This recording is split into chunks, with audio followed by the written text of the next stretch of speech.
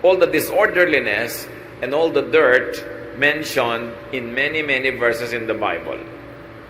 Kaya nga ang kalinisan ng katawan, ng pamamahay, ng kapaligiran at kaayusan nito kasama sa pag-attract ng blessings. Paano ka naman dadapuan ng kapalaran kung ang gulo-gulo, ang dumi-dumi, ang baho-baho, mga kabaligtaran ng katangian ng Diyos?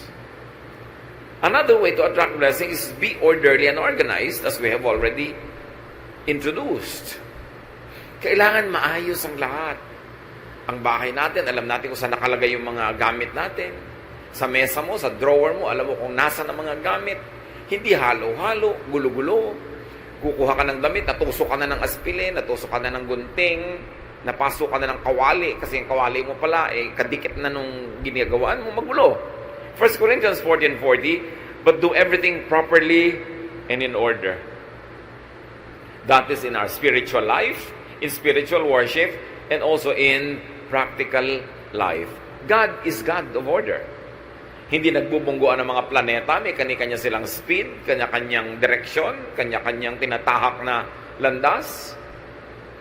Merong order ang seasons, kahit ngayon nagkakaroon ng weather changes, may changes lang, kaya para magulo. Pero pagka na-establish na yung change na yan, nasanay na tayo, meron na naman siyang system. May panahon ng lahat ng bagay, kaya dapat may kaayusan. 1 Corinthians 14:33, God wants everything to be done peacefully and in order.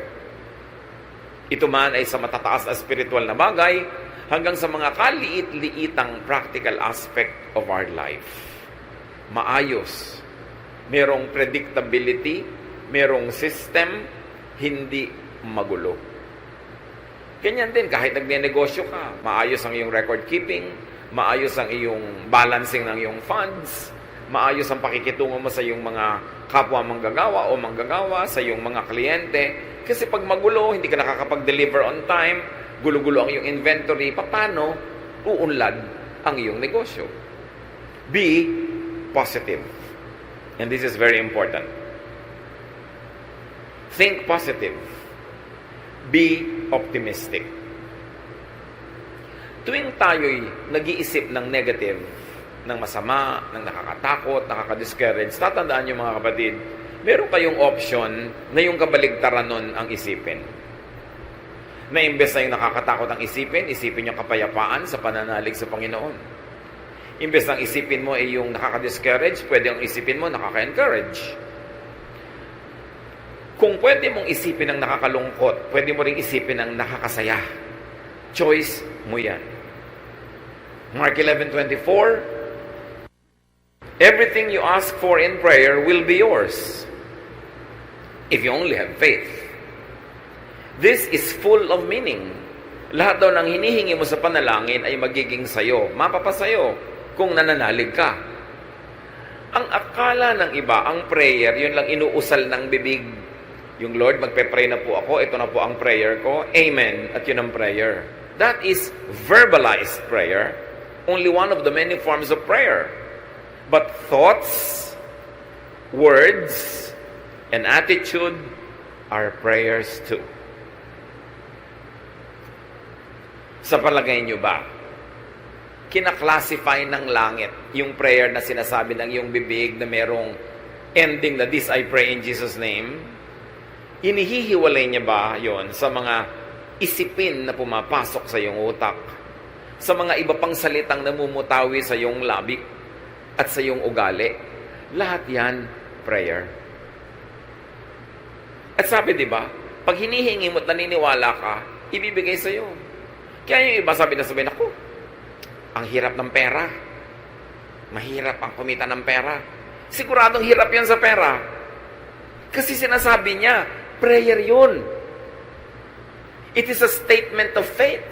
Ano yung paniniwala mo? Na mahirap kumita ng pera. Di ba sabi, when you ask in faith, it will be given to you. Kaya pag sabi mo, yung biyanan ko, wala nang hope yan. Yun nga nangyayari, nawawalan ng hope. Because that is your prayer. Pag lagi mo sasabihin, ang hirap ng buhay. Humihirap talaga ang buhay.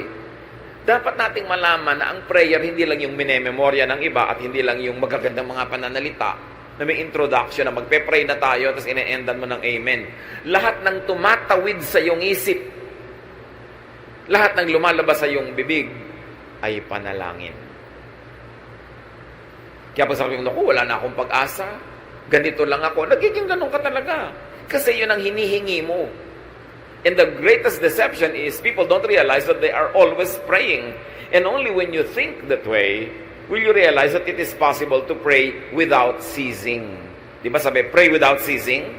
Pwede ka ba namang hindi tumigil manalangin? Yes. Kasi pati ang iniisip mo, panalangin. Pati ang panaginip mo, panalangin.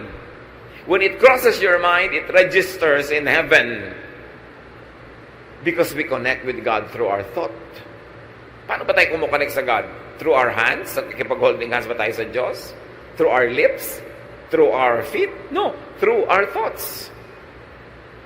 And what you think of, get registered in heaven. And when you believe in what you are thinking of, therefore you believe in your prayer, it is given to you. That's why watch your thoughts. Minsan, sarili mong anak, sabi mo, itong anak ko na to, bobo to eh. Prayer mo yun. It is a statement of faith. Pag sasabi mo, wala naman lalaking faithful, hindi ganun nga mangyayari sa husband mo sa'yo kasi sinasabi mo na eh, pinagdadasal mo na. Bantayan natin ang mga pinagsasasabi natin kasi natutupad. That is the great and mysterious power of the spoken and the unspoken word. It happens. Kasi we were created in God's image. At pag ang Diyos inisip niya at sinabi niya, nangyayari. Pag sinabi niya, let there be light, nagkaka-light. Pag sinabi niyang, let waters and the earth separate, nangyayari.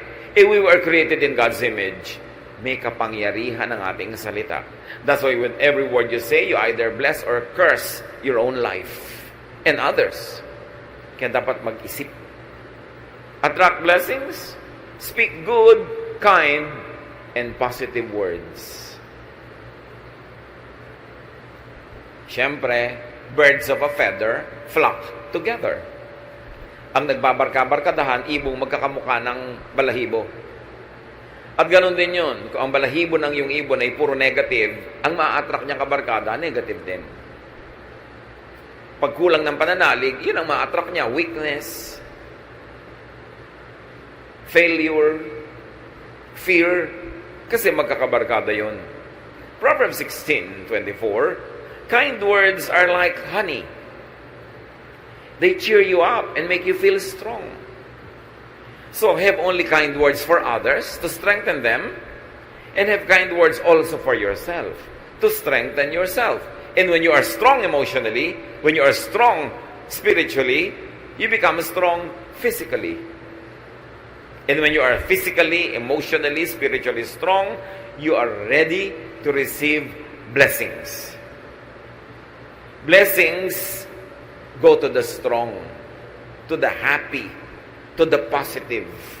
Because magkamukha sila, magkabarkada sila. Prepare yourself to be blessed.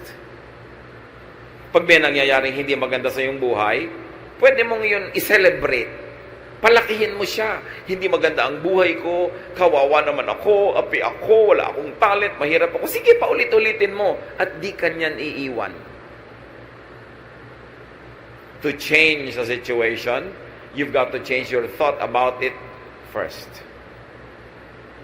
Be changed by the renewing of your mind. It's all in the mind. It's all in the thought. Kaya pag nakokontrol mo yung direction ng yung utak, uy, teka, nagne-negative ka utak, ayoko niyan, ipapositive ko to. Uy, nagiging afraid ka, gagawin ko, faith, ang kapalit, mananalig ako. Decision yan. So kind words are like honey. You know, unkind words are like acid. Pag ang bibig mo, laging ang laman unkind words, parang lalagyan niya na may lamang asido. It destroys its own container. So prepare to be blessed by thinking positive, by being positive. It is a choice. It is a habit to be positive or to be negative. But you know that God is positive. Paano kanya i-bless kung negative ka? Hindi ka handang tumanggap.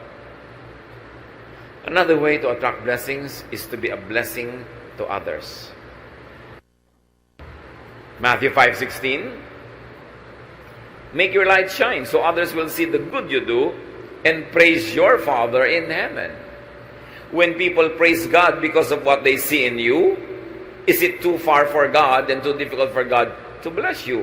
Because He gets delighted when He is praised. And He is worthy of praise. Pero kung napipintasan ng Diyos dahil sa iyo, alam mo na kung anong ina-attract mo na energy. Yung kasabihang talbog sa akin, dikit sa iyo. Pag blessing ka sa iba, tatalbog din yung blessing, didikit sa iyo. Pagka curse o sumpa ka sa iba, tatalbog yung sumpa, babalik sa iyo didikit. Because what you give is what you get. Ganun ang rule of life. What you give is what you get. So when you give blessings, anong ibibigay sa'yo ng kalangitan? Kundi blessings din. Kaya yung mga mararamot, yung mga mahilig na gumawa ng masama sa kapwa, manira, hindi nila alam, sarili nila ang magiging sira pagkatapos nun. Bumabalik at bumabalik sa atin parang boomerang ang lahat ng ating hinahagis. Kaya kung dumudura ka sa langit, sa mukha mo rin lalaglag ang iyong dura. Pagka nang aapi ka ng kapwa, may balik yon. Pag naninira ka, gumagawa ka ng masama, may balik yon. Kaya nakikita nyo most of the time, yung mga chismosa, hirap sa buhay. At kung hindi man sila nahihirapan ngayon, baka bukas pa. Pero kadalasan, isipin nyo lahat ng chismosa ang kilala nyo sa buhay nyo. Mga hirap sa buhay. Kasi negative. Kasi laging naninira. You attract blessings, give. Be a giver of good things. Be generous with what you give. Proverbs 11:25, be generous and you will be prosperous. Help others and you will be helped. Napakadali namang maintindihan. Gusto mo palang lumuwag ka sa buhay, sumagana, maging mariwasak, maging palabigay, at palabigay ng pabulosong paraan. Kasi sabi, pag tinutulungan mo ang iba, tutulungan ka rin ng Diyos at ng iba. Yan ang sikreto para lumuwag ang buhay. Huwag kang maramot. Nakikita niyo yung mga mararamot? Mga hirap na hirap din sa buhay. Kuminsan, ang damot-damot, laging nanlalamang, nakakaipon ng konting pera, tapos biglang isang grabeng sakit, ubos ang pera. Nagbabalansi lagi. God is the greatest accountant. Kailangan may debit, may credit, laging may balance. At binabalansin ng langit ang lahat ng negative na binibigay natin sa kapwa at sa mundo. At ganun din ang positive. Ibinabalik. What you give is what you get. Yan ang rule ng kalangitan. And you keep what you give away. Parang baligtad, pero ganun talaga. You lose what you are trying to selfishly keep for yourself. But what you try to give comes back to you. And even if it doesn't come back to you the moment you give it, the mere fact na may ibinigay ka, ibig sabihin na una ka nang tumanggap.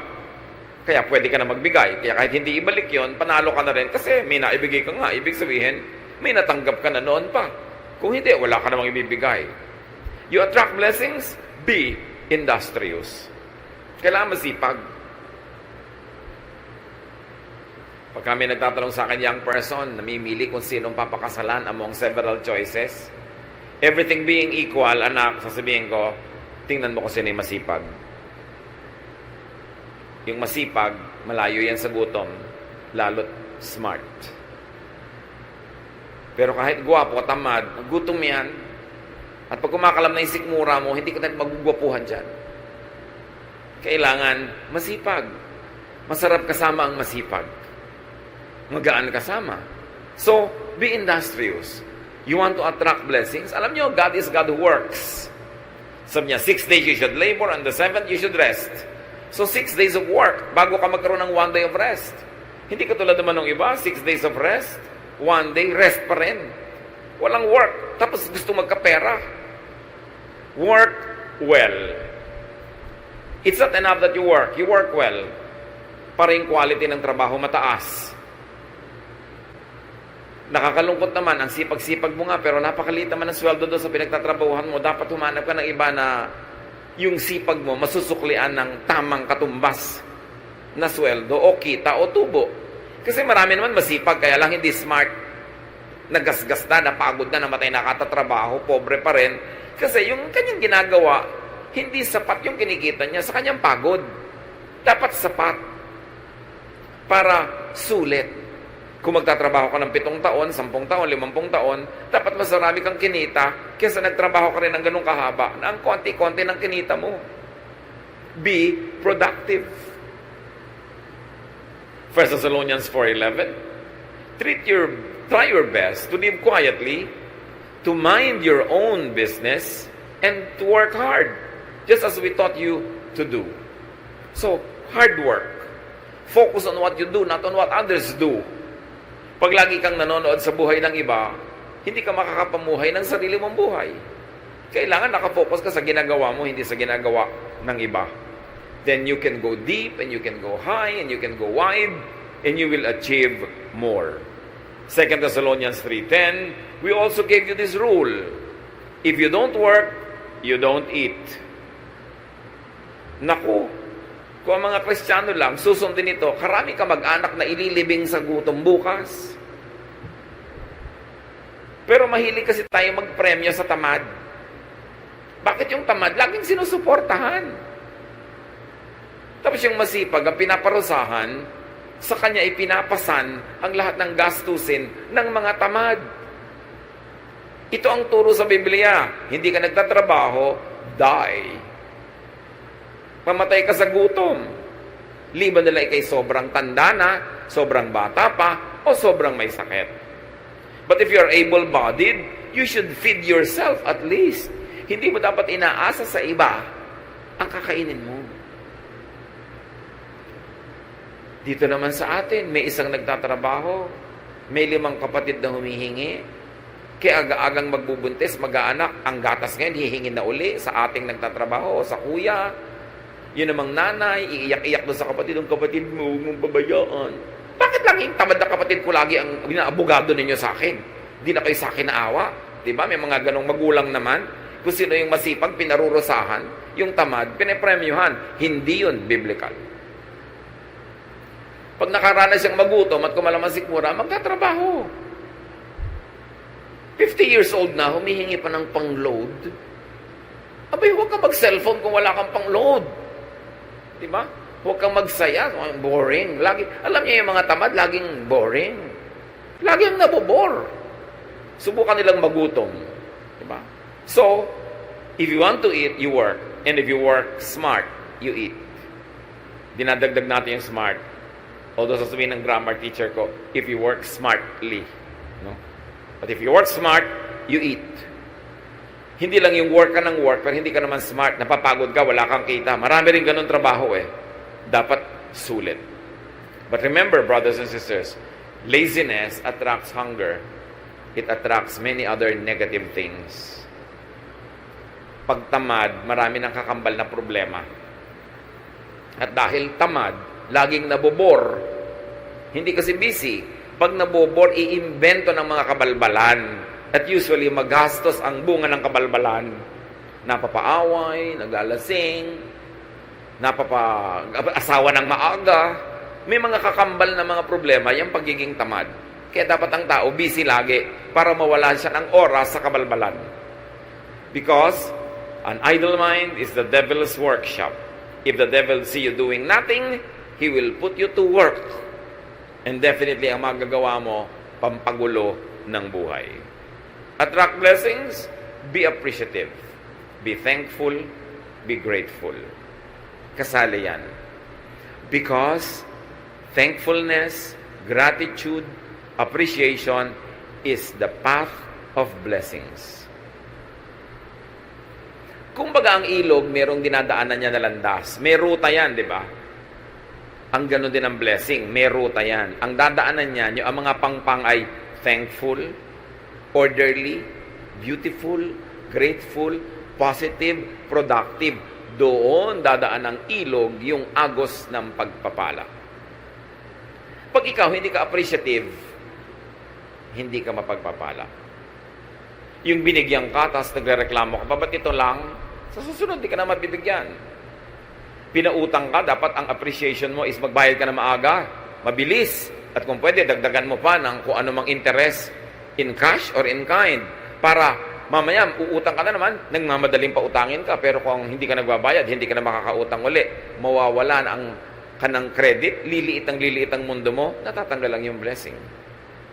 Ang mga nagbibigay, nagreregalo, nagpaparaya, siyempre, inaasahan din naman nun, magpapasalamat ka. At pagka hindi ka nagpasalamat, kahit hindi nila sabihin, dinaramdam din nila. At sa susunod, tatama rin na sila na tumulong sa'yo. Dapat appreciative. Nagpapasalamat lagi. Merong isang asawa, niregaluhan ng husband ng isang blouse, pagbukas ng bag ng regalo, ang sabi agad, ay, hindi naman ganyan ang color na gusto ko. Sabi ng husband, lamunin mo para mawala yung kulay na ayaw mo. Dahil binigyan na nga, nagre-reklamo pa. May mga ganun, bibigyan mo ang hahanapin, kapintasan, reklamo, etc., etc. Pasalamat ka, binigyan ka ng blouse. Pasalamat ka, binigyan ka ng ganito, ng ganun. Hindi yung magre-reklamo ka pa. Si Jesus, may pinagaling siyang 10 ketongin. Nung naggalingan, nagtakbuhan na pauwi yung Siyam. Isa lang yung nakaalala, ay, nag-about face at nagpasalamat kay Jesus. Luke 17 to 19, Jesus asked, weren't 10 men healed? Where are the other 9? Why was this foreigner the only one who came back to thank God?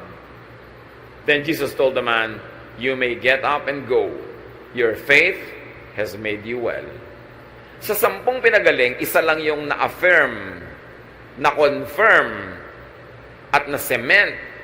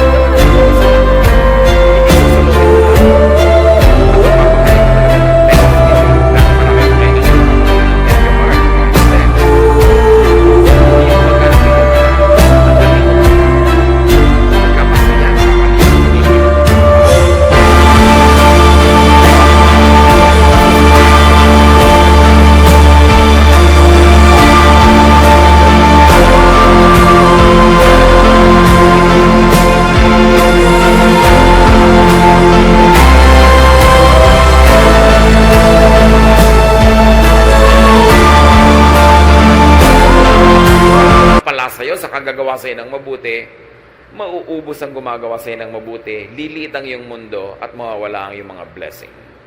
Matthew 7:7, ask and you will receive. Search and you will find. Knock and the door will be open to you. But remember, you ask, seek, and knock with your thoughts, with your words, with your actions. Lahat yan, prayer. Kahit hindi ka mahilig sa formal prayer, group prayer, corporate prayer, kung ang thoughts mo lagi, words mo at buhay, ay nakasang-ayon sa mga katuruang ito, nagdadasal ka actually. At dinidinig ang iyong dasal. Remember, you attract what you think of. Pag ayaw mo, huwag mong isipin. Kasi oras inisip mo na, pupuntahan ka niya. Ayaw mong matakot, huwag kang mag-isip ng nakakatakot. Huwag kang manood ng nakakatakot, huwag kang makinig ng nakakatakot. Kasi oras na pinapasok mo yan sa utak mo, hindi ka na niya lulubayan, lagi ka niyang tatakutin.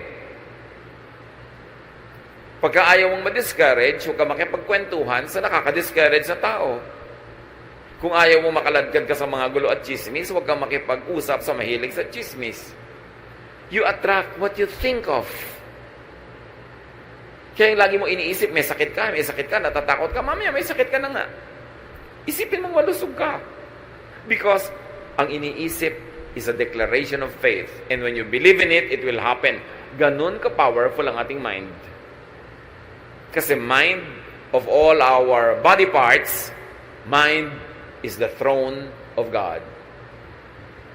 Doon talaga nakatira ang Diyos. At yun ang inaagaw ni Satanas, yung mind mo rin. Gusto niyang tumira din siya doon para yung mga isipin niya, pumasok sa isip mo, yung mga pananakot niya, yung mga panggigipit niya, pagpapahirap niya, pag-aakit niya, utak ang pinag-aagawan. Kaya dapat iloklok natin sa ating utak ang Diyos. Hindi si Satan. Hindi mga negative, hindi mga nakakatakot, hindi mga nakakasira ng loob. You attract what you think of, you attract what you say. Watch your language. What you say will come true. And you attract what you do. Iyan ang mga prayer. Luke 6:38, give, and it will be given to you. A good measure, pressed down, shaken together, and running over, will be poured into your lap. For with the measure you use, it will be measured to you. Kung anong ibinibigay mo, yun ang tatanggapin mo. Kung paano ka magbigay, ganun ka rin paano tatanggap. So give, and you will receive. Be a blessing, and you will be blessed. Dear Lord, we thank you for these reminders. Salamat sa mga paalala nyo na hindi naman mahiwaga para mabless. Itinuro nyo sa inyong salita kung paano kami mabibless. Buksan nyo po ang aming isip. At sa mga alam na namin, turuan mo kami maging masunurin, that we do not resist your word when we hear it. That today as we hear your word, we do not harden our hearts as in rebellion, kundi maging teachable kami. And we should be willing to change our ways, to change from negative to positive, from ungrateful to grateful, from unloving to loving, from unhappy to happy. Teach us, Lord, to pattern our thoughts after the thoughts of your Son, Jesus. Madisiplina namin ang aming isip at ang aming bibig at tumindig kami lumugar kung saan dumadaan ang agos ng iyong pagpapala. Pagbulay-bulayan natin ang mga ito, mga kapatid, kung paano i-apply sa ating personal life, meditate on it,